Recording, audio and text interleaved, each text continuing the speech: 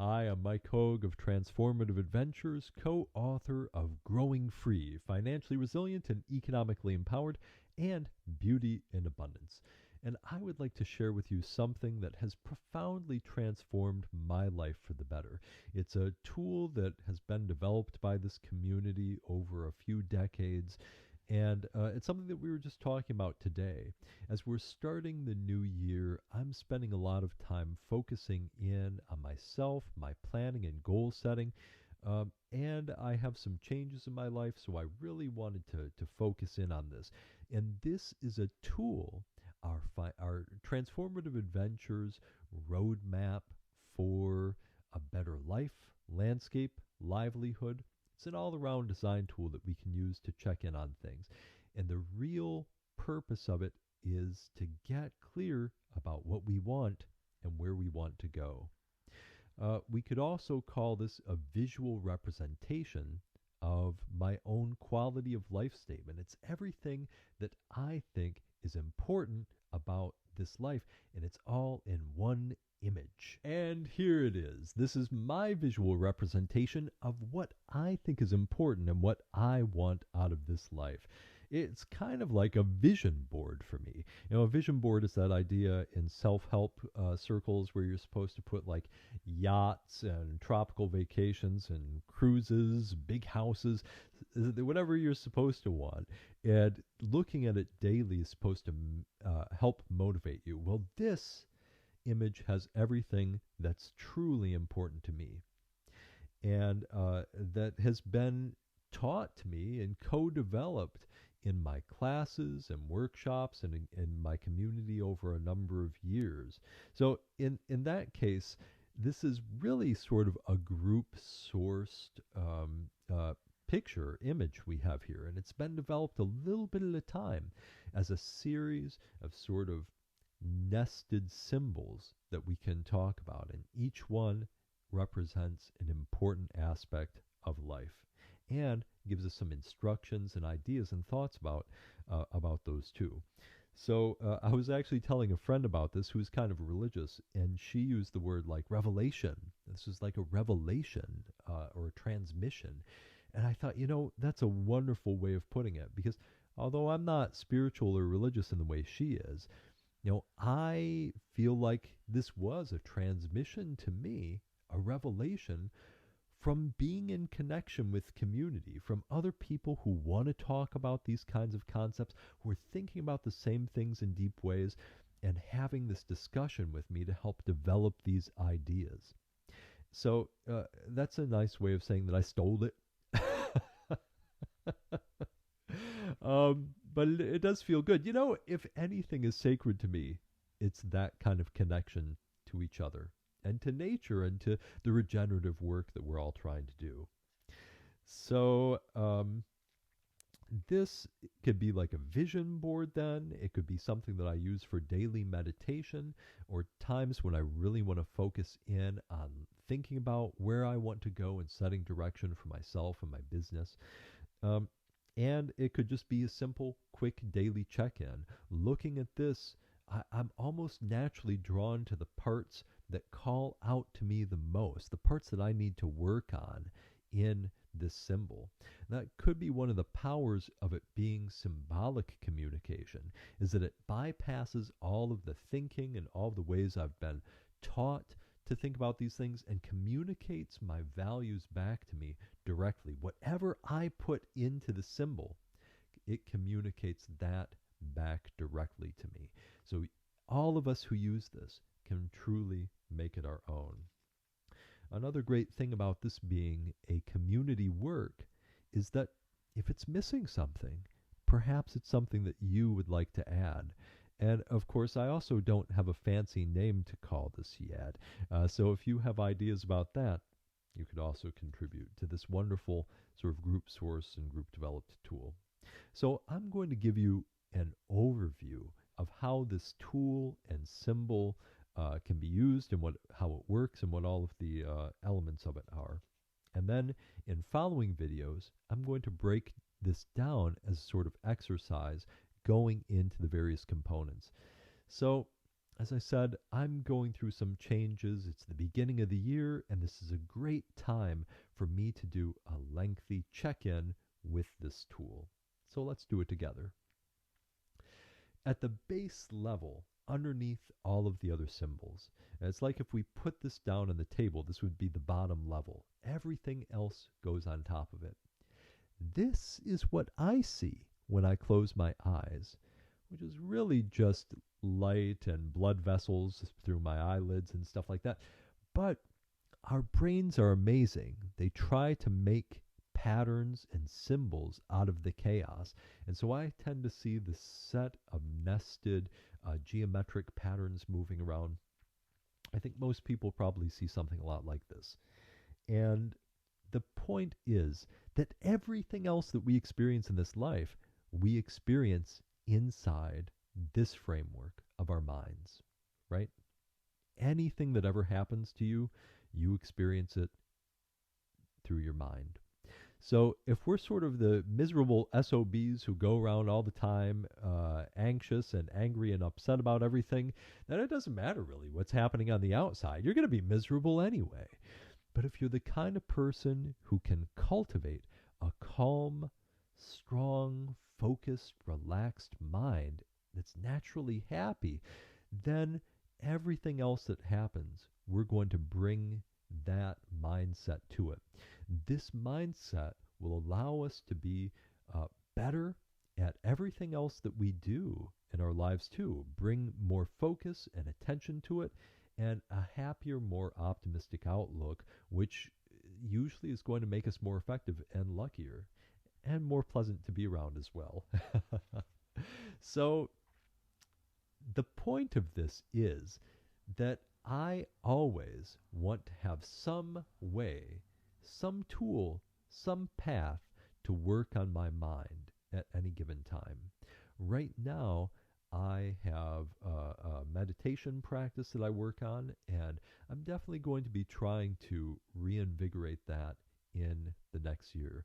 I also, am a lifter, and I've been thinking about trying to integrate mindfulness practice into that as well in some ways. So, but the point here is to have something to do to build this layer. So, if we're following along and using this as a life design tool, what is that for you?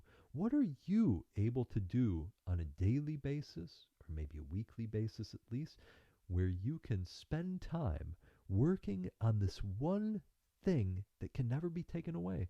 This is the one time we'll be investing in something that we can't truly ever lose, something that can never be taken away. It's the only true source of wealth we have is that which we have in our minds. As we move on, the next layer in this image is the disk of the earth. This circle represents the actual physical earth, because all of our other experiences are going to be within on this planet Earth as well, right? So if we don't have a livable biosphere, we're not going to have very great lives. But it also represents our own physical connection to Earth, which is the environment that we have for ourselves. So this circle, it reminds us that we should always have something we can do or take the time to enrich our environment for ourselves. Because this ends up, as far as the research goes, being one of the biggest things that impacts our effectiveness and our day-to-day lives and our mental state. So, because our environment can make or break addictions, it can lead us to success, it can make us calm or make us anxious. It has all of these things, and it's a lot harder to be calm and happy in an environment of mess and chaos and destruction. So, and then another important thing here is that this doesn't mean we have to own, 100 acres of beautiful, pristine environment. We can build a better environment for ourselves wherever we are. So this particular tool we're looking at now is based on the disk of the Earth in the other symbol. And this gives us all of the things, or some things, that we can think about in creating a beautiful environment for ourselves and for others around us too. When we do this work, it's holistic. We're doing it for everyone. The next layer up, as we said, everything else in this sits within this beautiful planet of ours. And so that everything is represented here. This is the dual insights of the Maslow needs pyramid on the left and the Blackfoot teepee on the right. So that's exactly the same thing that we see in this symbol too, symbolically represented. And this came to me again as a transmission from my friend Dan Wapapa, who had some discussions with me about this. He is the host of First Nations Radio. He has a wonderful radio program. And it turns out Maslow was inspired in his hierarchy of needs by visiting the Blackfoot tribe. And in some ways, he kind of flipped it upside down because he realized that in our society, we don't have this beautiful environment in order to nurture us. And so he made the goal of his pyramid, transcendence or self-actualization, which is really a selfish thing, right? It's good for me to have a path of self-actualization. But that starts with ensuring our physiological needs, our safety needs, needs to belong, these basic low-level needs, which means a safe environment, a good environment for ourselves, and of course, connection to community and all of that too. So we have to have those and work on those to have our path of self-actualization. At the same time, the Blackfoot teepee flips that upside down. It makes its goal the creation of a just and sustainable permanent culture. And to get there, they realize that we can't really create a sustainable culture unless we're the kind of people who can be entrusted to manifest a sustainable and just society, right? If we're a bunch of jerks, we're not going to make a just and sustainable society. So that means that we have to start with a path of self-actualization. So these two things work really well together because they imply that we always need to have something to work on for a better life and something to work on for a better world. And that's what this reminds us to check in on. So if we start with the idea that we need to create, have a process for growing and maintaining a healthy, happy mind, that's step one. Step two is to try to work holistically to create an environment that's conducive to having the kind of lives we want. And that is going to do a lot to support us in whatever we do. I really feel like a lot of self-help coaches and things like that miss the idea of holism, miss the idea of how important the environment is in getting us where we want to go. And here our next steps are. For my life and my happiness, I always want to have something that I'm working on as a path of self-actualization for myself and something that I'm working on to build a better world. And usually that means right here in my community, a better place for my community, a better place for my family, for my friends, for my neighbors, right? So what are you going to be working on right now? What are some things? And then we can start to prioritize them too. What helps you feel that self-actualization? What are the activities that build that for you? And what are the things that are important to you in terms of creating a permanent culture? I like to always have some of both of those at any time. So again, at the top of those pyramids was the moon, which lights our way in times of dark. Because the moon, we could say that going back to this image, the self-actualization, the Maslow pyramid, is kind of shown as night and dark, because if we overbalance our ego, this could cause dark times for us. So this kind of represents the dark in a way, and it's looking out for everyone and bringing light into the world that represents light. But we need both of these together. We need both day and night. But it's in those times of dark, as we look for how to find our own happiness, that we need to remember the light, that we do it in a skillful way. Because if we seek happiness in a way that destroys our environment, that hurts the people around us, that's just not a skillful way to become happy. If we do that, then we have to live in a place with a bunch of people who hate us in a degraded environment that's a miserable place to be. Is that a great way to be happy? Of course not. So our path of happiness has to work for everyone. This reminds me at each step of the way to make sure that that's the case. At the base, between these two pyramids down at the bottom, there's this magical overlap between things that help grow our self-actualization path and things that secure our basic needs, our safety needs, our needs to belong and work in our community. These are the most powerful place to begin. We could call this our solid base. And it's also a reminder to take all of the theoretical ideas and make them practical. In this image, it's represented by the tree of life, because it is rooted. It's about rooting in the reality of getting real stuff done that allows us to rise into this theoretical sort of realm that we're talking about.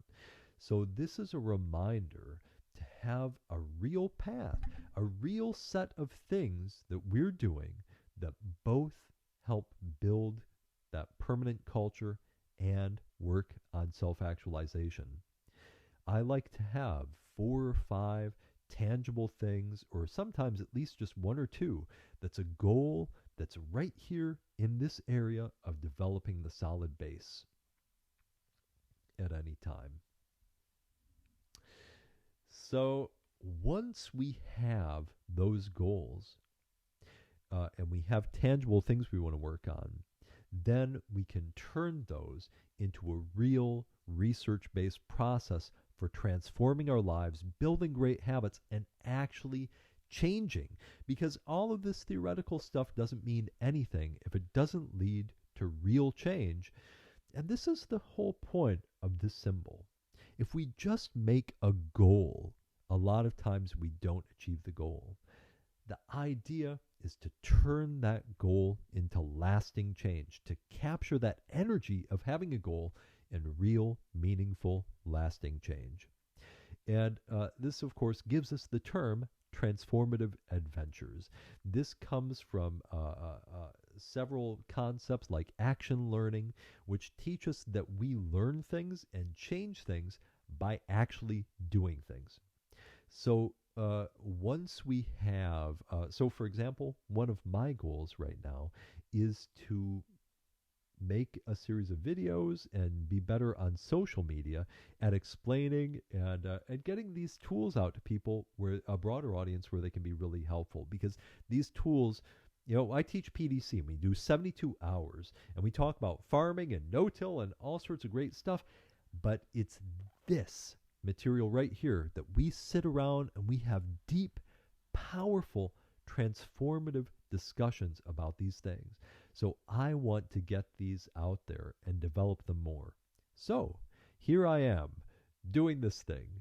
I have a cause to quest, a thing that I want to accomplish that is on the solid base, the peak of motivation, which means this goal is exciting for me. It gives me energy. Next, the solid base again, it's rooted in that, and it's about achieving lasting change for myself. And It has a goal. I have goals involved in this that I would like to achieve, like creating a certain number of videos, and I'm only doing this for a short period of time. So it's a periodized thing. It has an end. It's not something where I'm just going to like make a New Year's resolution to, eat better indefinitely. If I want to eat better, making a short term something that's really exciting to me, like learn several meals for a Mediterranean diet. Do a Mediterranean diet for the next 2 months.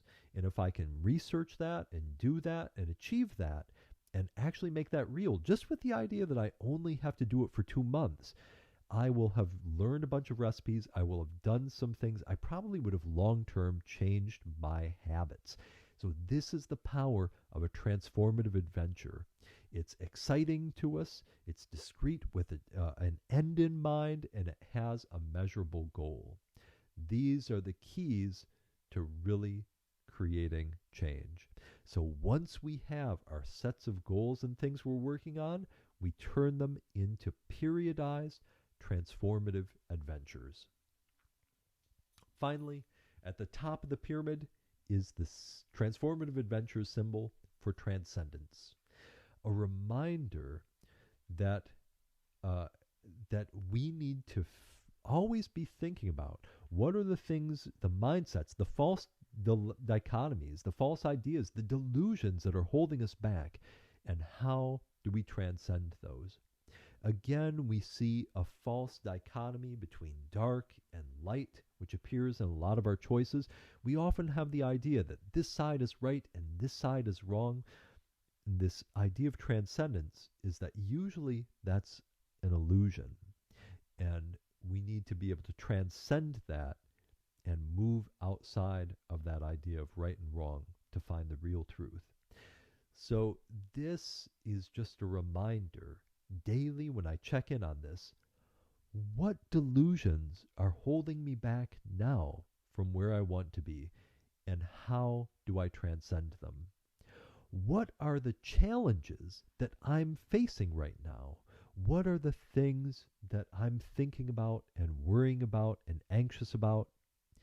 And is there some false dichotomy, some delusion that's causing that stoppage? And how do I change my thinking to transcend that?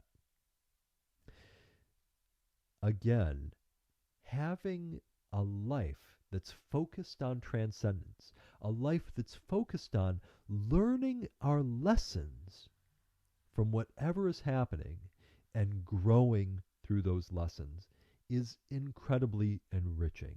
So that is at the top of the pyramid with the guiding star of seeking transcendence as our main guiding feature. That we're always looking to learn and grow and transcend what we used to be to become our best selves. So here it is all together with this is kind of the cheat sheet version. All of the things that matter most to me: mind, nurturing natural environment, a path of self-development, and a path working towards permanent culture. This goal of skillful happiness, or ethic of skillful happiness, guiding my way, the solid base rooting me in real, productive, tangible actions, and a daily reminder to make this idea of growth and transcendence the main purpose and guiding light of my life. Of course, we could also say and note that this doesn't have a very important thing on it, which is love. And all the people and places and animals and communities around us that we love. And that's because they're really a part of all of this. Having people that we love is about sharing this whole journey of transcendence together. So that is a part of all of it. All right. So I hope that this is something that you will find interesting. And for those of you who do, I'm going to do more videos breaking down these elements and using them as an exercise to grow deeper in our self knowledge and in planning out our paths for the coming year. All right. Thanks for watching, everybody. Ciao.